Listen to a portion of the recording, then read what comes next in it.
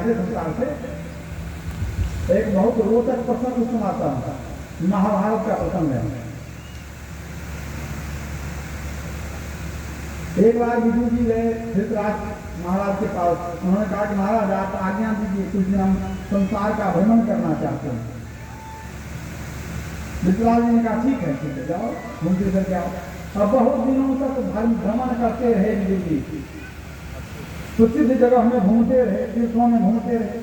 अब कितने दिनों के बाद घूम करके लौट के आए तो गए महाराज से मिलने धृतराष्ट्र से कि महाराज हम घूम करके आ गए। धृतराष्ट्र महाराज ने कहा कि बहुत घूम करके आए तो बहुत कुछ देखे सुने होंगे, हमको बाकी नहीं, हम क्या देखेंगे। तो जो देखे सुने कुछ हमको भी तो बताओ, कुछ ज्ञान हमको भी मिल जाए, कुछ ज्ञान हमको प्राप्त हो जाए। विदुर जी ने कहा ठीक है, मैं आपको बड़ा सुंदर एक घटना सुनाता हूँ। मैंने आपने कहा कि भाई क्या देखा सुना, कुछ हमको बताओ, तो मैं एक घटना बताता हूँ। विदुर जी बता रहे हैं महाराज धृतराष्ट्र को, ध्यान से सुनिएगा, महाभारत का प्रसंग है। एक व्यक्ति था, वो कहीं यात्रा पर निकला तो चलते चलते रास्ता भटक गया, जाने का कहीं चला गया जंगल। और जब उसको आभास हुआ कि जंगल में आ गए हैं, तब तक रास्ता का कुछ अंदाज ही नहीं आया, किधर से आए थे पता नहीं चला। अब जंगल में शेर, भालू, चीता, बाघ इसकी आवाज सुनाई पड़ती थी। बेचारा डरने लग गया कि अब क्या करें, अब क्या करें, कहाँ पहुंच गए। अब सोचा किधर गए, कहीं चल गया कि कहीं भी जान बचा के भागेंगे। इतने में देखा है कि 5 सांप पीछे दौड़ा काटने के लिए। जंगल था, बहुत तेजी से भागा, सरपट भागा कि सांप काट लेगा। भागते भागते जब सांप से जान छूट गई तो देखता है क्या कि एक स्त्री बैठी हुई है। चेहरा नहीं देखा था, एक स्त्री कहीं बैठी जंगल में। सोचा कि स्त्री बैठी है तो उससे मिल लेते हैं, पूछ लेंगे कि कहाँ हम जाएंगे, रास्ता कुछ पूछ लेंगे। और जब वो नजदीक गया वो यात्री, स्त्री को देख करके इतना डर गया, भयंकर कुरूप स्त्री थी। वो देख करके सोचा कि भूत है कि विचार है कि चुड़ैल है, क्या है नहीं है, और डर गया और भागा नहीं, इसके पास नहीं पूछना हमको। वहां से फिर जान लेकर के भागा, भागते भागते आगे गया, देखता है एक हाथी दौड़ के ही आ रहा। अब उसको तो आफत हो गया, कब क्या करेंगे, हाथी से बचना मुश्किल है। जान लेकर सरपट भागा, आंख बंद करके भागा, भागते भागते देखा हाथी पकड़ लेगा हमको। तो एक पेड़ पर चढ़ जाते हैं, एक मोटा पेड़ था उसी पर चढ़ गया, चढ़ने लगा। चढ़ते चढ़ते ऊपर चढ़ा तो हाथी भी सूर उठाया, लेकिन पकड़ उसको नहीं सका, चढ़ गया पेड़ पर।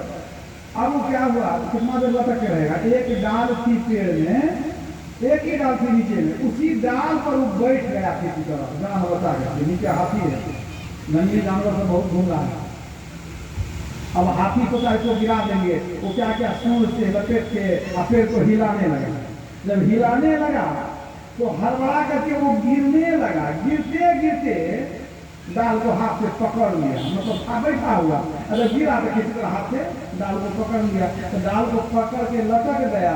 अब हाथी झुलावे तो झुला झूले, लेकिन गिरे नहीं, पकड़ के रखा था बढ़िया से।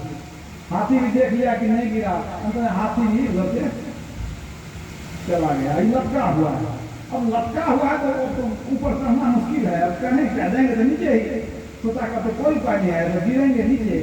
अब जरा देख लेते हैं कि हाथ अगर थक जाए, अगर गिरेंगे तो कहाँ जाएंगे, जरा देख लेते हैं। अगर नीचे झांका और तो प्राण मुंह में आ गया। क्या नीचे में बहुत बड़ा अंधकूप, पुराना जंगल, बड़ा कुआं, जिसमें जंगल हो अंदर में। और उसमें गौर से देखा तो देखता एक अजगर उसमें है, और अजगर भी मुंह खोल के रखा है कि गिरेगा तो हमारा भोजन खोल जाएगा। अब कोई अजगर अगर गिर गया कुआं में, उसको खाना कहाँ मिलेगा। अगर कोई भूल चूक में कोई जानवर गिरेगा उसमें तभी तो भोजन करेगा बेचारा।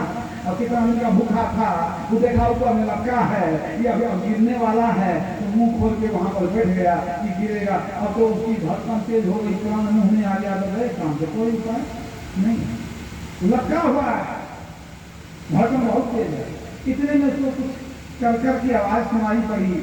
सोचने लगा ये कौन सी आवाज है, बहुत से देखने लग गया तो देखता है जिस डाल को पकड़ के हम रखे हुए हैं उस डाल के जड़ में अब 2 चूहा बैठा है, एक काला है उजला, और दोनों मिल करके डाल को कुचल रहा है जड़ में।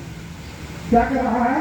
डाल को काट काट के नीचे गिरा रहा है, जड़ को कुचल रहा है। अब तो उसको समझ गया कि हमारा काम तमाम होने वाला है, वो काट रहा है, और यहाँ 60 किलो 70 किलो लटका हुआ है, तो बड़े करके उधर काटेगा गिरेंगे अंदर। ये लगता है कि ये जो अलगर है ना इसी का काम ही कर रहा है, कि काटेगा ही जगह जगह। अब तो समझ गया कि मौत के सिवा कुछ नहीं, मौत का तांडव देखने लगा, माथे के ऊपर मौत नाचने लगी। अब इसी को मौत कहते हैं, कोई उपाय नहीं। उधर उदाल को काट रही है चिड़िया, इधर अगर मुंह आए बैठा हुआ है, पसीना पसीना हो गया, गला सुखरा, डर से भय से भड़कम तेज है।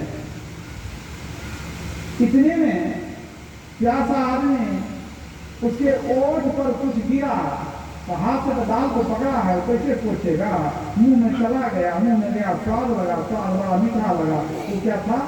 शहद। शहद की बूंद गिरी ऊपर पर। ऊपर गौर से देखता है तो देखता है बहुत ऊपर में मधुमक्खी का एक छत्ता बैठ जाइए कहीं, मधुमक्खी का छत्ता है, अब उसी से वो मधु टपक रहा था, शहद टपक करके इसके मुंह पर गिर रहा था। अब तो प्यासा आदमी कम सूखा, भूखा भी था, परेशान भी था, और वो ताजा मधु जो टपकने लगा वो आनंद में उसको चाटने लग गया, मस्त होकर चाटने लग गया, तो सब कुछ भूल गए।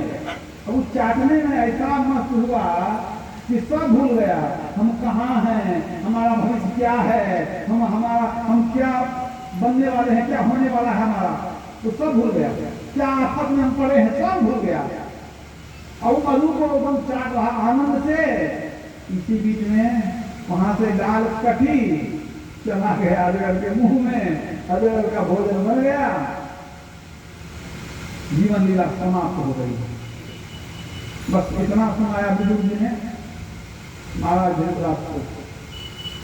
धृतराज जी सुन सुन के परेशान हो, कहते तू क्या सुनाया था, कौन अभागा आदमी था वो, किस जंगल में चला गया था, ऐसा अभागा कौन आदमी था, कुछ बताओ हमको। ऐसा कहानी सुनाया कि मरना हमारा ठीक दिखता, कौन था, कहाँ चला गया था, हमारा यही तो सुनाना चाहते हैं आपको। वो व्यक्ति कौन है जो जंगल में आके फंस गया, वो हम सब मनुष्य हैं।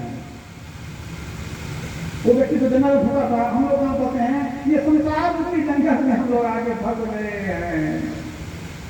बात को समझिए, प्रत्येक मनुष्य संसार रूपी जंगल में आके फंस गया है, और उस जंगल में शेर भालू बाघ चीते की चिंगार सुनाई पड़ती थी। उसी तरह संसार में रोग शोक दुख दर्द की परेशानी लगी रहती है, उसके डर से आदमी हमेशा परेशान रहता है। रोग शोक जो है ना, दुख दर्द जो है ना, वही वो हिंसक पशु है जो आदमी को परेशान करता है, जिसके कारण आदमी होता है। उसके बाद 5 सांप उसके पीछे लग गया था। वो 5 सांप क्या है, धृतराज ने पूछा कौन क्या का, वो 5 क्या है, काम क्रोध लोभ मोह और अहंकार, ये विकार है जो पीछे लगा रहता है, कभी छोड़ता नहीं है। एक छोटा है दूसरा पकड़ता है, जान छोड़ा के भागते हैं, भागते रहते हैं, ये 5 अधिकार पीछे लगा हुआ रहता है। और तब तक में क्या होता है, एक स्त्री दिखाई पड़ी, सोचे थे उससे लाभ होगा, जाएंगे नजदीक में, और गया तो देख के डर गया। तो वो स्त्री कौन थी, का वो है बुढ़ापा। इसी तरह रोग शोक में उलझे हुए, काम क्रोध में उलझे हुए, जवानी कब बीत गई पता ही नहीं चलता है, और बुढ़ापा आ जाती है। और बुढ़ापा बड़ी क्रूर स्त्री है, उसको कोई देखना नहीं चाहता है, सब चाहता है बुढ़ापा दूर ही रहे, लेकिन बुढ़ापा नजदीक आती जाती है, गले मिलती है, और फिर कहती है नहीं साथ में लेके जाएंगे, छोड़ के नहीं जाएंगे। जवानी आई थी, पहले बच्चा थे, हम लोग माँ का दूध पीते थे, गोद में बैठ सके, बच्चा थे। अगर जवान हुए तो जवानी बाद में आई, बहुत प्यारी लगी, लेकिन जवानी हाथ थोड़ा चली गई, आया कौन, बुढ़ापा आई। तो कहती है नहीं जाएंगे, साथ में लेके चलेंगे, तुमको अकेले नहीं छोड़ेंगे। तो बुढ़ापा को देख के सब डरता है। वही स्त्री क्या थी, वो बुढ़ापा है जिसको देख के सब डरता है, भाग्य आपको देख करके। मतलब आदमी बुढ़ापा को से भागना चाहता, बुढ़ापा नहीं आवे, सब भी जवान रहे हैं, लेकिन ये भी होने वाला नहीं। हमने सहेले जहाँ पानी देखी, हर चीज यहाँ की आनी और जानी देखी। जो आके न जाए वह बुढ़ापा देखा, और जो जाके न आए वह जवानी देखी। इसके बाद बुढ़ापा को परेशान करती है। कुरूप स्त्री को देखे वो भागा, भागते भागते कहाँ चढ़ा, पेड़ पर चढ़ा। जीवन को बचाने के लिए वो पेड़ के डाली को पकड़ करके वहां जो है लटक गया। वो क्या है डाली? जीवन की आशा। आशा, सपना नहीं देखते हैं, आंख खोल के सपना देखते हैं। कल करोड़पति हो जाएंगे, परसों 3 महला हो जाएगा, परसों AC वाला कार खरीद लेंगे, बहुत बड़ा फैक्ट्री बैठा लेंगे। ये आशा, जीवन की आशा रूपी डोर में डाल में लटके रहते हैं। इतने में हाथी आता हिलाने के लिए। वो हाथी था 6 मुंह वाला हाथी, 6 मुंह वाला हाथी था वो। तो 6 मुंह वाला हाथी क्या है? वो है 6 ऋतुएं जो आकर के हमारे जीवन को संकट में डालती रहती है। कभी जाड़ा, कभी गर्मी, कभी बरसात। कभी जाड़ा में ठुल के मर जाएंगे, कभी गर्मी में लू लग जाएगी, और कभी बरसात में डूब के मर जाएंगे, बाढ़ आ गई है नदी में। तो ये 6 ऋतु जो है ऋतु है, ये आके परेशान करती रहती है। वही हाथी 6 मुंह वाला तो पेड़ को हिला रहा है, जान देने के लिए तैयार है। और डाल से लटके हैं, जीवन की आशा रूपी डाल से लटके हैं। ठीक है, अब उस डाल को कौन उतर रहा है? 2 चूहा, एक काला और एक सफेद। ये दोनों चूहा क्या है? ये है दिन और रात।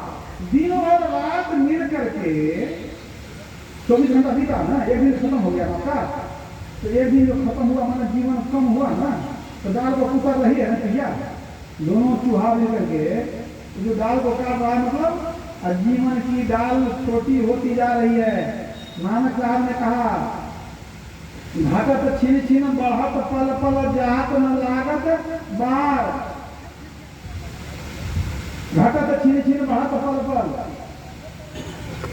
उम्र बढ़ता है, आयु घटती है। बात को समझिए। कोई व्यक्ति 50 वर्ष का है, 51वां वर्ष आया, बहुत खुशी मनाया कि हमारा जन्मदिन आया है, बहुत खुशी मनाया, भोज भंडारा किया कि हम 1 साल 50 के थे और 51 के हो गए। लेकिन जरा विचारिएगा, 1 साल बढ़ा कि 1 साल घटा। आप 80 साल लेकर के आए थे, पिछले साल 50 चला गया, 30 बचा हुआ था। इस साल एक और चला गया, 29 बचा, तो घटा की बढ़ा क्यों? बताइए। उम्र समझिए, उम्र तो आपका 1 साल बढ़ा, आयु घट गई ना, आयु 1 साल कम हो गई। तो वही बात है, हमारे आयु को दिन और रात में से एक एक दिन कम करते जाता है। जीवन की डाल को चूहा जो है वो काटते जा रहा है। तो हमारे जीवन की डाल को चूहा काट रहा है, मतलब एक एक दिन बीत रहा है और हम मौत के करीब जा रहे हैं। इतना भी समझ गए। अब धृतराष्ट्र पूछते हैं कि नीचे में जो अजगर था वो क्या था? हमारा जो मृत्यु है, मौत है, वो तो इंतजार में है कि कब जीव उसके आगोश में आ जाए। अंत में डाल करती है और वो आदमी चला गया अजगर के पेट में। मतलब क्या है कि अजगर के पेट में जाना निश्चित है, मौत के मुंह में जाना निश्चित है। लेकिन देखिए, चूहा डाल को काट रहा है, आदमी पेड़ में लटका हुआ है, नीचे अजगर मुंह खोल के रखा है, मृत्यु निश्चित है। अजगर